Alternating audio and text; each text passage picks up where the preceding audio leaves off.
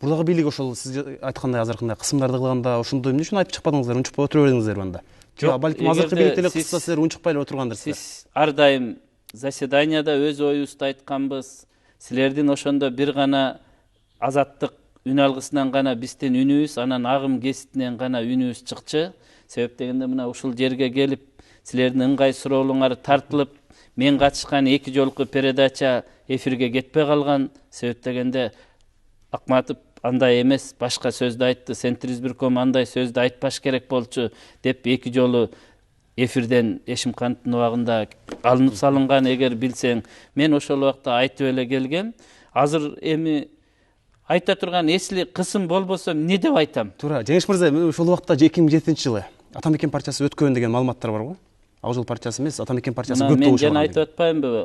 Ошол 2007 менен 2010дун айырмасы асман менен жердей болду деген. Ошол күнү мына мен келгенде бир арыз каралган эмес. Даже ошол биздин өзүбүз көргөн нерсени, себептен түнкү саат 11-12лерде Ош шаарынан Атамекен партиясы ошол 5%тик чеккеден 637 добуш болуп калабы, өтүп кеткен, 801 добуш алган. Анан эле хакерлер кириптир, компьютерлер иштебей калды деп туруп токтотуп койгон. Эртең менен келгенде кайра 600төн ылдыйкы добушка түшкөн. Мен ошондо суроо бергем, эгер эметсеңиздер, Борбордук шайлоо комиссиясынын архивинен ошол протоколду көтөрсөк болот. Бул 18 участок калган. Эгерде 18 участоктон эч бир добуш Атамекен албаса дагы, жана 800төн ашык добуш туруш керек. Себептен артты көздөй кетпейт.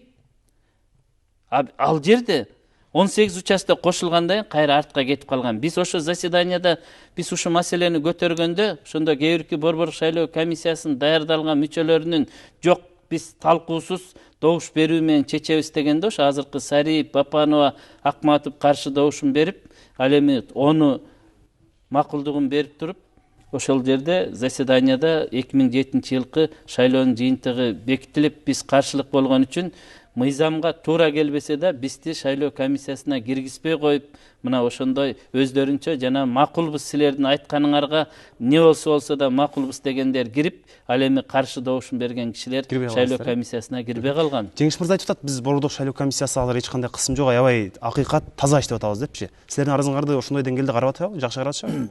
Сиз канааттандыңызбы? Биз албетте канааттанган жокпуз, бирок себеби биздин негизги кайрылганыбыз негизги маңызы, негизги мааниси бюллетендерди, участоктарды, ошол жанагы мыйзам бузуу бар участоктор, биз Кыргызстанды бүт деген жокпуз.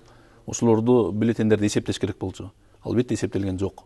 Эсептегенде абдан көп мыйзам бузуулар чыкмак. Биз ага көзү жетип турган. Мүмкүн Борбордук шайлоо комиссиясында көзү жетиби, иши кылып эсептеген жок. Анан ошон үчүн азыр сотко кайрылганга туура келип атат. Сиз өзүңүздү маданияттуу саясатчымын деп эсептейсизби? Албетте, ушул саясатта биз маданиятты мыйзамдын чегинен чыкпаганга колдон келишинче аракет кылабыз. Эми маданияттуу саясатчы эми жеңиле билишти да билет, анан жеңилип калгандан кийин сотко арызданып, митинг уюштуруп, буга кандай дейсиз? Албетте, митинг уюштуруп, мисалы Ак үйдү басып алуу туура эмес деп эсептейм. Бирок ал тургай митинг уюштуруу дагы мыйзам чегинде, бул туура деп эсептейм. Мыйзам чегинде болсо. Митинг десе эле сөзсүз эле баягы Ак үйдү же Көк үйдү басып алыш керек, бийликти тартып алыш керек деп түшүнбөш керек. Митингден дагы маданият болот. Маданияттуу митинг өткөргөн мыйзам чегинде, бул дагы мыйзам нормалдуу көрүнүш. Жеңиш мырза, сиз мына 2007-жылы шайлоодо Атамекенди ушунтип ачык айтып чыккан, ушундай тирешүүгө баргам деп атпайсызбы? Азыр эми замандашта деле бир топ көйгөйлөр бар экен, буларды деле ачык айтып чыгып атасызбы?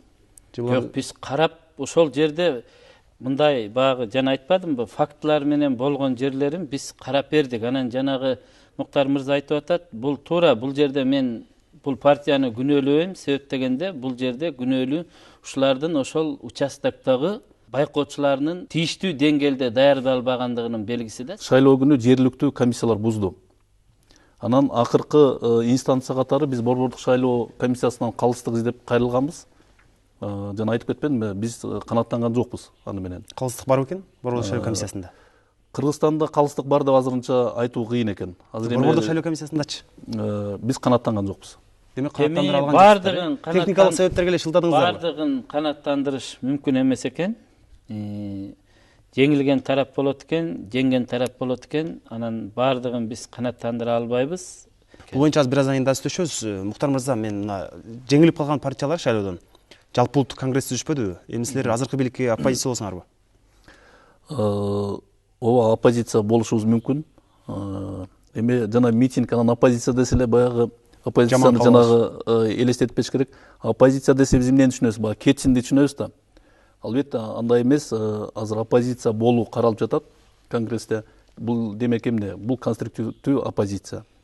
Ар бир мисалы өкмөт болобу, жогорку кеңеш болобу кылган иштерге өзүбүздүн альтернативный бир варианттарыбызды сунуштайбыз. Мисалы өкмөттүн структурасы болобу, же бир кандайдыр айыл чарбасын өнүгүү программасы болобу, ошолорго биздин өзүбүздүн сөзсүз альтернативдүү программаларыбыз болот. Мына ошону конструктивдүү оппозиция дейт. Биз ошондой оппозиция болуунун үстүндө азыр иштеп атабыз. Ал үчүн абдан күчтүү партиялар керек. Конструктивдүү оппозиция болгонго дагы. Ошончолук интеллектуалдык деңгээл керек. Анан убагында Бакиевдин убагында сизге бир аз кысым болгон, кысым болгон. Анан ошол убакта кийин кысым болгондон кийин эле дымагыңыз кайра өчүп калды да. Кийин эле ынтымак курултайында жүрдүңүз. Мен ошондо сизден ичерип алгам. Сизде деги эле саясий принцип барбы, кандай? Албетте саясий принцип менимче ар бир адамда болуш керек. Мен дагы өзүмдүн саясий принциптерим жөнүндө айта кетсем, Бакиев тарабынан мага анча мынча эмес, жакшы эле кысым болгон. Мени камагандан баштап бизнес башка жактарына чейин, асылганга чейин барып куугунтуктап, максат эмне эле? Максат же өздөрү жакка өткөрүп алыш керек болчу. Мени 3 жолу өкмөткө жумушка чыгарган. Же болбосо мен Кыргызстандан качып кетишим керек болчу. Мен өкмөткө да барган жокмун, жана качып да кеткен жокмун. Ынтымак курултайы боюнча 2 жол менен шайланган, аны билесиздер.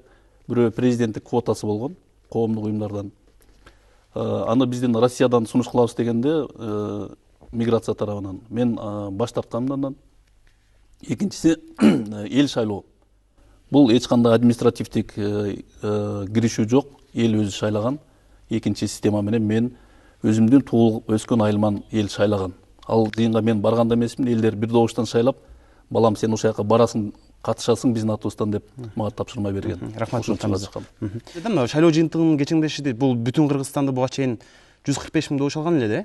Азыр 5% босогодон өткөн күнү талашып турган Бүтүн Кыргызстан партиясына бул да аябай эле терс таасирин тийгизди мисалы.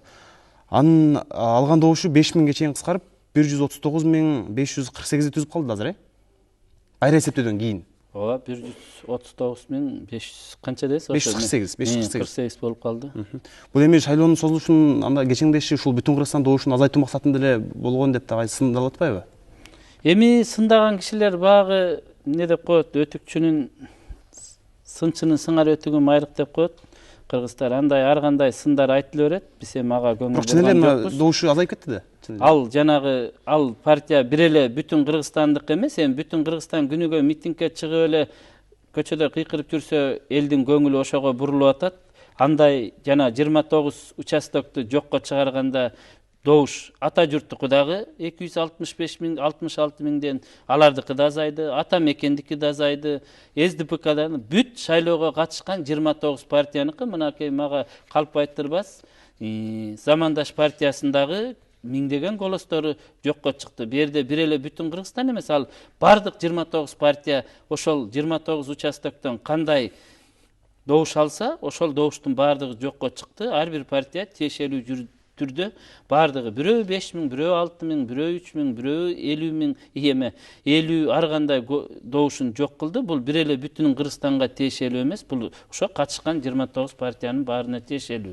Мына ушундай болот да, мына текшергиле деди, текшерип мыйзам бузууну таап жокко чыгарсак, кайра силер Бүтүн Кыргызстанга атайын кылдыңар деп кайра бияктан сынды угуп атабыз да. Ошондуктан андай сындар айтылган, бирок аларды биз негизсиз деп эсептейбиз. Мен мына кийинки шайлоолорду ойлоп атам азырчы. Кийин эмне болот эми? Кийин деле ушундай участкалык жергиликтүү комиссиялардан ката кетип, кийин деле ушундай техникалык ката кетип, созулуп ушундай болбой, кийинки тагдырыбыз кандай болот? Кийин деле иштейсизби сиз Борбордук шайлоо комиссиясында? Эми аны азыркы келген парламент чечет. Ошол парламент жаңы Борбордук шайлоо комиссиясынын составын аныктайт. Эгерде ошолор ишеним көрсөтсө иштейбиз, ишеним көрсөтпөсө иштебейбиз. Азыр 2 негизги оору шайлоо системасында бар да. Бул биринчи чоң оору, бул биздеги шайлоочулардын тизмеси деген оору. мына бизде ушул шайлоо системасын дагы эң оору ушул шайлоочулардын ушу. Бизде стат комитет айтат 3.400.344.000 киши бар дейт. Биз болсо тизмелерди алып атып 3.026.000 чыктык. Айыл өкмөттөрү 2.884.000 берди. Мына 3 жерде 3 бөлөк список. Андай болбош керек. Бардыгыныкы Кыргызстандын адамы болгондойм бардыгынын тизмеси бирдей болуш керек. Бир жакшы конституциялык мыйзам жасап алсак, ошондо биз алга жылабыз. Ой, мына мен бирок аябай таң калдым. Бул жак болсо сиздер күнөөлөйсүздөр, сиздер дагы башканы күнөөлөйсүздөр. Ким күнөөлүү экенин азыр мен аябай таң калып калдым чын элечи. Баары эле бири-бирин күнөөлөйт. Анан утулуп калган партиялардан кысымдар болобу силерге? Кысым мындай өзүбүзгө болгон жок. Эми эшиктин алдында эле 200.000 киши кыйкырып турса, бу деле кирип чыкканыңа адамга эми баа кандай айтат да, мындай жакшы эмес, ыңгайсыз.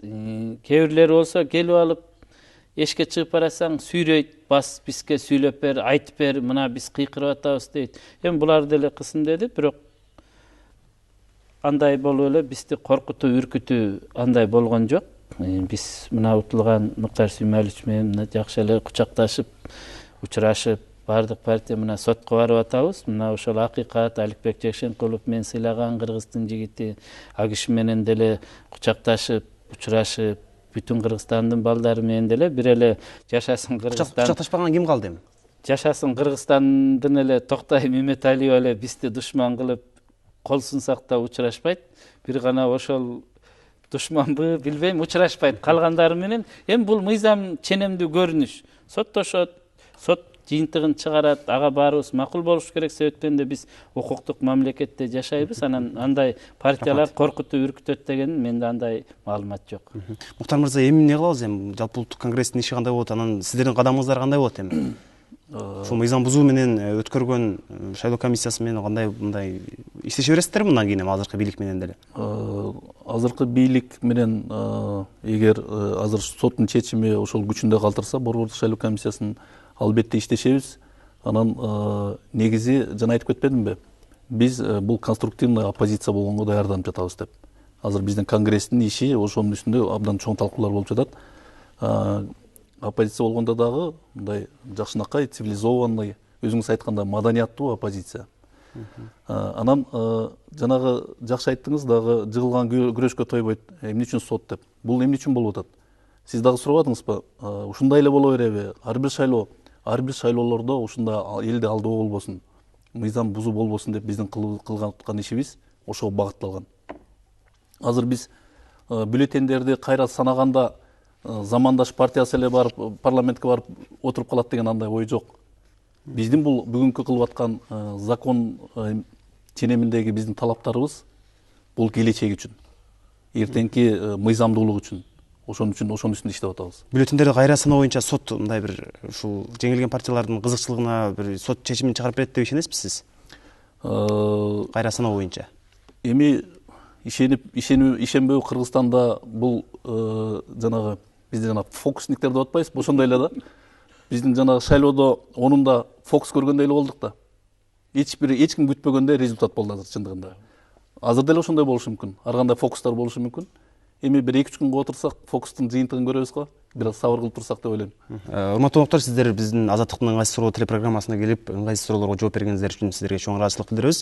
Урматтуу телекөрүүчүлөр, сиздер Азаттыктын ыңгайсыз суроо телепрограммасын көрдүңүздөр. Биз бүгүн шайлоодон кийинки соттук териштирүүлөр боюнча сүйлөштүк. Бизде конокто Замандаш партиясынын төрагасы Муктар Өмүракунов жана Борбордук шайлоо комиссиясынын мүчөсү Жеңиш Акматовдор болушту. Биз сиздер менен келерки шаршембиде көрүшөбүз. Аман болуңуздар.